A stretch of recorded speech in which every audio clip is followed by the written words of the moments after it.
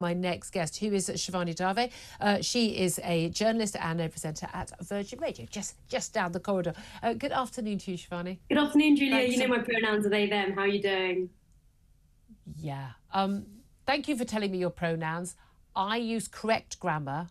So, as you can see here, she immediately goes on the attack. She's clearly not trying to respect her guest. It's very obvious that she's just trying to appeal to her audience, saying, hey, look at this crazy non-binary person, neglecting to realize that this just makes her look crazy. The only thing I would need to refer you to is, to your face would be you, but I'm not being rude. You can choose your pronouns. You can choose what you want to call yourself. And now Julia is on the defense. She went from being immediately on the offense after Shivani corrected her pronouns. Good afternoon, Julia. Thanks. You know my pronouns are they, them. How are you doing? And now she's on the defense. As if Shivani even said a single word since then. She is literally fighting an imaginary war inside her head with somebody who's not even arguing with her. This is the problem with turning all groups of people into a monolith. They don't all think and act and talk the same.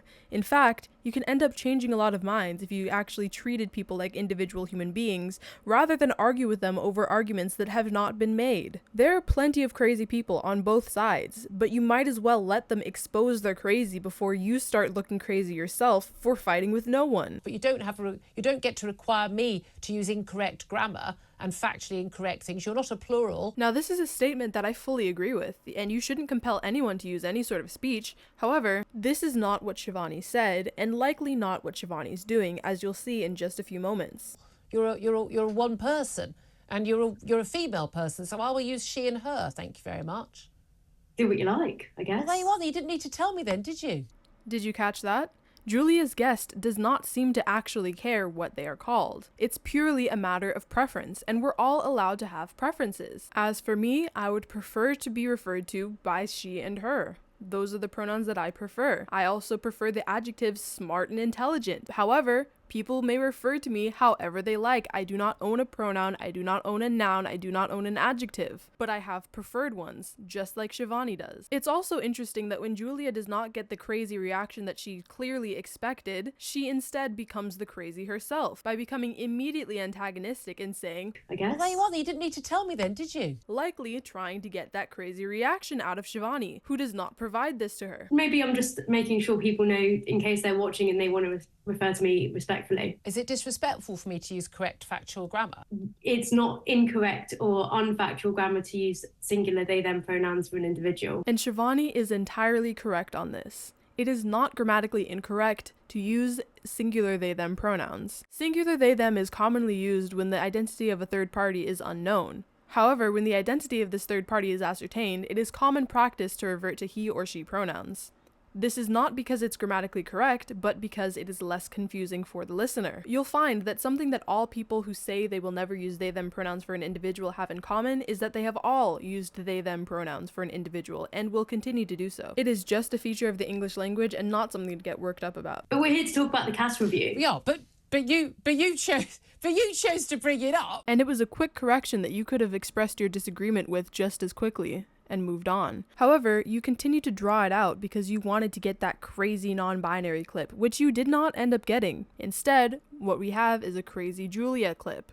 I assume because Shivani is either not crazy, doesn't care, or has enough media training to know how not to look like a complete buffoon on live TV. I actually think that Julia would have been more likely to get the response that she wanted if she were to actually quickly dismiss the pronoun thing and move on. But instead, by letting Julia blabber on for about 2 minutes, engaging in an argument with herself, Shivani was able to remain composed and appear more sane. I chose to use the correct pronouns for a single woman who is appearing on my show. I'm not a single woman though. I'm a very special non-binary trans person.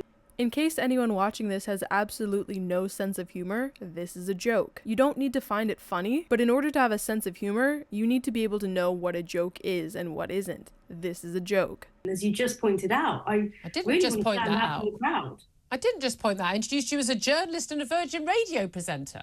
No, just before I came on, you were talking about how people with all these labels like to be special. And I'm just making sure that everyone knows I'm special. Now, even though Shivani's joke was an obvious attempt at easing tensions, and Julia recognizes this, she chooses to respond by making the joke seem serious. Again, trying to appeal to her audience by trying to make Shivani out to be crazy. This does not work because Shivani does not seem crazy. She ended up responding and saying that she's not special, but instead just a boring old heterosexual married woman. Her use of I here is irrelevant, as it really means we.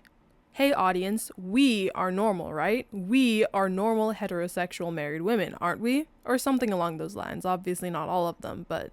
She then proceeds to become increasingly cringy by mentioning talking points that Shivani clearly has no clue about, once again cluing you into the fact that she's just trying to appeal to her audience. She chooses to do this rather than respect the human being in front of her because she sees them all as a monolith. Sorry about that, we're not allowed to do that anymore. In fact, that probably does make me special now, I don't know. And as cringy as this desperate attempt to regain control over the conversation is...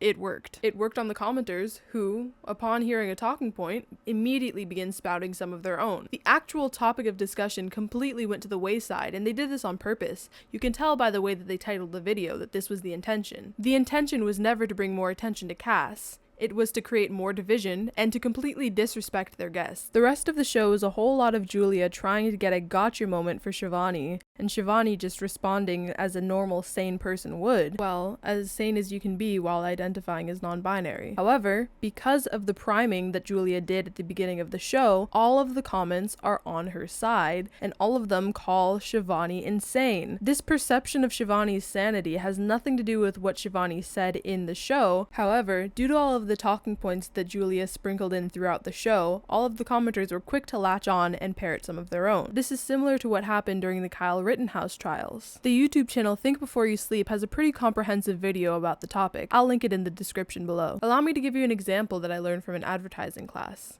There was a tuna company that wasn't doing too well. They had pretty good tuna, not much better than their competitors, not much worse, but they didn't really have anything that set it apart. So they spoke with a marketing company. The marketing company told them, why not just say that it won't turn black in the tin? Technically, they're telling the truth. No tuna turns black in the tin. However, after consumers read that tuna from that specific company won't turn black in the tin, they started buying that one en masse. And other tuna companies began to see profits dwindle. This is basically what happens when people begin spewing talking points that were not even mentioned. For example, when trans activists say things like trans rights or human rights in rebuttal to any conservative talking point, as if any conservative would actually say that trans people don't deserve human rights. It's a clever tactic that gets people to believe that by one side saying something, it means that the other side is anti that something. It's the same reason why the sides of the abortion debate are pro-life and pro-choice. Nobody wants to be anti-life or anti-choice. Anyway, that's all I have to say. I would really appreciate it if you left me some comments to read, because I will be reading every single one. Subscribe if you haven't and you want to. Please don't subscribe if you already have, and I'll see you in the next video. Bye.